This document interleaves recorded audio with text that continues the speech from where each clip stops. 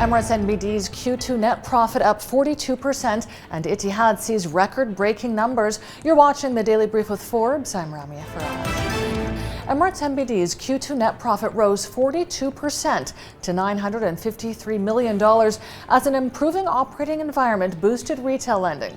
For H1, it saw net profit of $1.44 billion, up 11% year-on-year and its highest half-year since 2019. Earnings per share rose 14% to 22 cents a share for H1. Total income was up 23% year-on-year to $3.87 billion on improved loan mix and cheaper deposits, with higher interest rates feeding through to margins. Etihad Airways flew to a record-breaking profit this year, with core operating profit for H1 reaching $296 million. This compares with a loss of $392 million for the same period last year. The airline carried 4.02 million passengers in H1, up by more than 3 million year-on-year. Passenger loads grew consistently over the first 6 months, rising by 21.9 percentage points as passengers started traveling again. The airline's passenger revenues also tripled, climbing to $1.25 billion from $320 million. Aldar Properties saw a 62% rise in Q2 net profit to $229 million on the back of a surge in property sales. Abu Dhabi's biggest listed developer says revenue rose 22% to $730 million. Aldar has $1.36 billion of equity capital set to be deployed over the next year. It's looking to scale its portfolio in the education and logistics sectors and expand across the UAE, Egypt, and Saudi. For H1, Aldar posted a 44% net profit rise to $420 million. Abu Dhabi-listed Multiply Group, a subsidiary of International Holding Company, saw its net profit surge to $125.8 million during the first half of this year, driven by higher revenues and robust growth in its subsidiaries.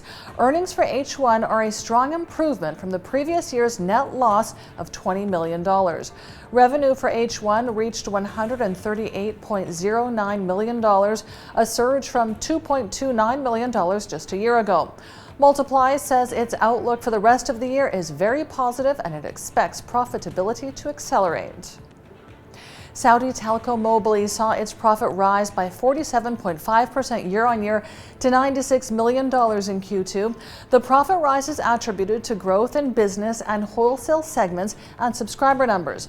Net profit for H1 grew by 44.5% to $180.75 million, while revenue rose 5.1% to $189 million.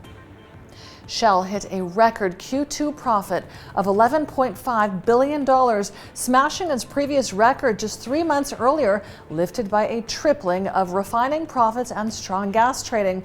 The company also announced a share buyback program of $6 billion for the current quarter, but didn't raise its dividend of 25 cents per share. It said shareholder returns would remain in excess of 30% of cash flow from operating activities. Shell bought back $8.5 billion of shares in the first half of this year. Total Energies posted a surge in Q2 profits, joining others in its sector which have benefited from higher energy prices, and it announced more share buybacks for the third quarter.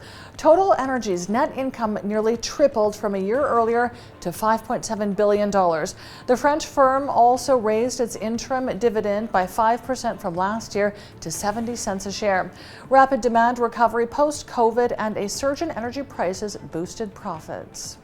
Panasonic saw a 39% drop in profit for the current quarter as demand for its home appliances and car batteries slowed after a pandemic-fueled surge last year.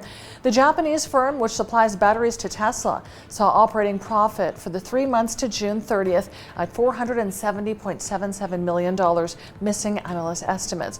Manufacturers are dealing with a sharp rise in raw material costs that they have not been able to fully pass on to consumers, who have tightened their spending in the face of surging inflation.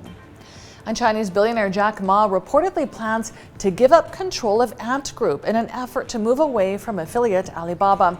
Last year, it was reported that Ant was exploring options for Ma to divest his stake in the fintech giant and give up control.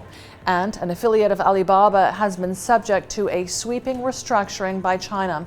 Ma has net wealth of $25.5 billion, according to Forbes. I'm Ramya Faraj. This is the Daily Brief. Thanks for watching. See you tomorrow.